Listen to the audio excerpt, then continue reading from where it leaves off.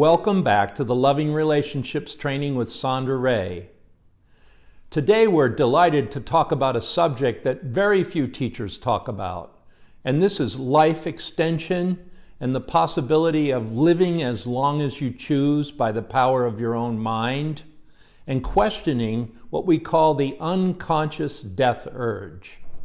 So this whole section in the LRT is called Physical Immortality. We've even written a book with that title, Physical Immortality, How to Overcome Death. So if you can remain open-minded and we can stretch your mind to new possibilities, I think you'll find this section very challenging, but also very rewarding in the end. Thank you for joining us, and we look forward to hearing from you about this subject on the death urge and physical immortality. And you can buy our book on physical immortality on Amazon.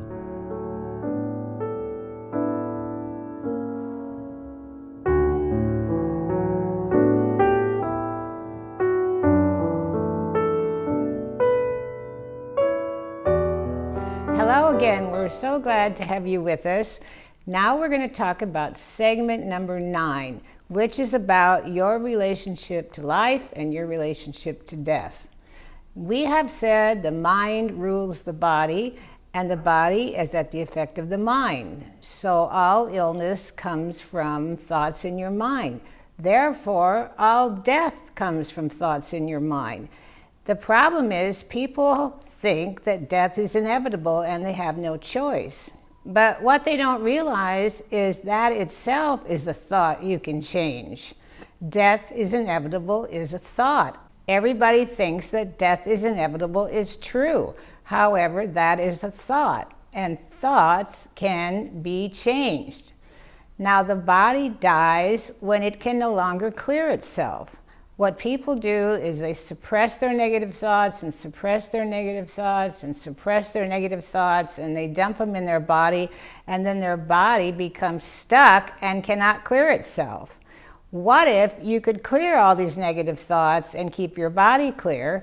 Maybe you could live as long as you choose. That is the goal. So now I'm going to go over the causes of aging and death. The first cause is invalidation of your personal divinity. You believe you're separate from God, and that alone causes death. You're not separate from God because there is no separation. God is omnipresent, and so you are one with God. For people who have a hard time with the word God, we can say God is the life force itself, and the life force is infinite. And you are connected to that life force. Therefore, you are infinite. The second cause of aging and death is false religious theology. Perhaps you were taught that you are a sinner, or you were born a sinner.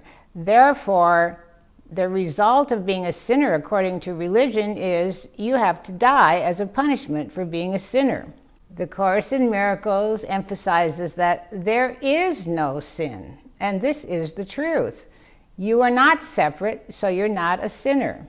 The third cause of aging and death is lack of immortalist philosophy. Nobody told you you had an option to live as long as you choose. Nobody told you about the immortals that exist on the planet. Even though in the Bible there are many immortals mentioned who lived 300, 400, 500 years, and even 900 years. Now, how did they do that? If one person can do that, anyone can do that. Immortals can live hundreds of years because they are clear that their thoughts produce their results in their body. And they know they can live as long as they choose by the power of their mind. And it's a conscious choice when they want to leave their body. The next cause of aging and death is belief systems. These belief systems come from medicine and family traditions, and the belief systems go like this. When you're 60 years old, you're going to start aging, and you're going to get older and older, and then you're going to get sick, and then you're going to die. That is a belief system. Immortals know that they can stay healthy with the power of their mind, and rejuvenate their body, and they can live as long as they want to while improving their body. Number 5, the next cause of aging and death we call family traditions. You tend to believe that you have to do what your family did, what your ancestors did. So if your grandparents lived to be a certain age, you tend to think you're only going to live that long. Or if your parents had a certain condition in their bodies, you might decide that that's what your destiny is you're going to have the same condition. So we call this family traditions. So now we're going to do a little process. Write down the age you thought you were going to die. Then write down what condition you thought you were going to die of. This is called your programming from your family traditions. You don't have to copy your ancestors, your grandparents, or your parents. You can think something different than they did. I had a friend who had a family history of Huntington's chorea, and there's a 100% chance that everybody's going to get this disease, and it's a deadly disease. And he decided he did not want to get that disease. So when he was 12 years old, he had this experience where he made this strong decision. I am not going to get that disease. He was 12 years old. He said he remembered everything about that moment, even the color of the wallpaper and everything. And guess what? He did not get it. And the doctors were dumbfounded because they said that was impossible. He had a 100% chance, according to them, that he was going to get it. But he chose out of it. So this is a prime example about how your mind rules your body. Number 6 cause of aging and death is overeating and addictions. Well, you probably know that people who live longer tend to eat less. They don't stuff themselves, and they're not addicted to drugs and alcohol and all those things. So this one is pretty common. You know you live longer if you don't have addictions and you don't overeat. Number 7, anger and non-forgiveness. People don't realize how dangerous anger is to the body. It causes all kinds of ailments. It could lead to strokes. And people tend to go to the grave with accumulations of non-forgiveness, especially toward their parents. They never forgive their parents, and this is one of the causes of death, is non-forgiveness. Number 8 is unresolved tension in the body and unresolved birth trauma. Now, we spend time in our work eliminating the birth trauma, but most people just suppress it. All the trauma they had at birth, and I'm talking about even in a normal birth, there was a lot of trauma. Most people never resolve that, and they suppress it, and it causes a lot of pain and a lot of tension in the body. And it can be released through liberation breathing. So number 9 is what we call the unconscious death urge. So I'm going to take a few minutes to explain what the unconscious death urge is. The unconscious death urge consists of 3 of the following. A, the belief that death is inevitable. I already told you that. The belief you're separate from God and your personal life. So we're talking about the idea of physical immortality, which means living in your body as long as you choose while improving your body. We're not talking about being 120 years old in an old decrepit body. If you're on the path of ascension, you keep raising your frequency and raising your frequency, and then you become what we call ageless. Well, you might say, well, why would anyone want to do that? The real purpose of it is not so you can brag that you're 120 years old. The real purpose is that you are here on a mission of divine service, and you want to stay healthy and do your job. In India, I met a yogi who taught me the following. He said, spirit is that which cannot be destroyed. You can't kill spirit, it's immortal. Then he said, mind is condensed spirit. Then he said, body is condensed mind. So ultimately, body is utmost spirit. And if you get this, then the idea of physical mortality will make sense to you. In the Bible, Jesus even talked about this. John 8:51 says, "Whoever holds fast to my teachings shall never enter the grave." Could any talk be plainer? And of course, there were immortals in the Bible who lived to be hundreds of years old. Jesus also said, "Thou art ensnared by the words of thy mouth," which means what you say is what you get with your body. Your body believes everything you say. Unfortunately, most people are saying, "Oh, I'm getting old, I'm running out of energy." It doesn't have to be that way. You could actually create getting more energy every year the more you tuned into the Holy Spirit. A lot of people are going to say, "Oh, I wouldn't want to live a long time. It's too painful." Well, of course you wouldn't if you were in pain. But the point you have to get is the reason you're in pain is you haven't cleared the unconscious death urge. That's what causes the pain. So if you clear that, you can be in a pain-free body. What are the advantages of thinking like this? Well, the first one is the quality of your life immediately improves, and this is wonderful. When you're going toward death, everything deteriorates. When you're going toward life, everything improves. Then you have increased energy, and you have increased fun, and you get smarter. Then you have increased joy and the potential for rejuvenation and regeneration of your body. Now, I actually met a female saint in India who was 400 years old. It was a miracle how I found her.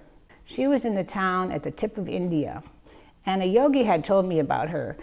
And I really didn't know how to find her, but I was wandering around praying to Babaji that he would lead me to her, and he did.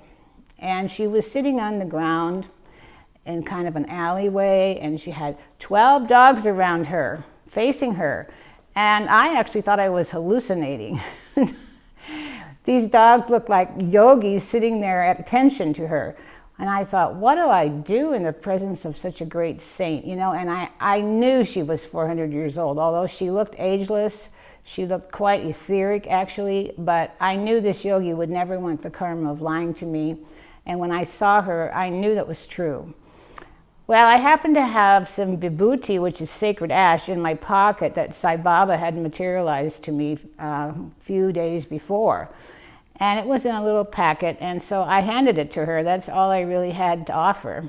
So she opened it up, then she put it on the third eye of each dog. And then I came after the dogs. She put it here, and after that I remember nothing. I don't remember how I got out of there or what happened after that. I was just so startled. But I knew that I was fortunate to be able to experience her presence, and I was very, very grateful. And to this day, I don't remember anything else. It's like this one guy in America went to India and he saw 12 yogis levitating, and it took him 12 years to remember that he experienced that. So that's the way India is. It blows your mind. If you really want to go for physical immortality, you have to master the philosophy of it, the psychology of it, and the physiology of it. The philosophy of it is reading the books, and all the books say the same thing: you are pure spirit. That's the main point. Now, there aren't so many books on physical immortality, but you can find them, and they're excellent to read. To master the philosophy of it, that means you study the literature about it. In the book I showed you that Marcus and I wrote on physical immortality, How to Overcome Death, there is an extensive bibliography in the back. And we suggest you take a whole year to read nothing but those books. This will change your whole life, will really strengthen your life urge. The psychology of it has to do with you unraveling your programming on death, your unconscious death urge. You need to study the family patterns in your lineage. What did your ancestors die of and what condition? And decide not to copy them. And this can also be done through liberation breathing. You breathe out the unconscious death urge. And this takes some time, but the rewards are tremendous. And you have to give up these three main factors: the thought you're separate from God, the thought death is inevitable, and your own personal lie. And again, these have to be breathed out. The next one is physiology. This is where you become really aware that your body is an energy system. And you study what things increase your energy and what things decrease your energy.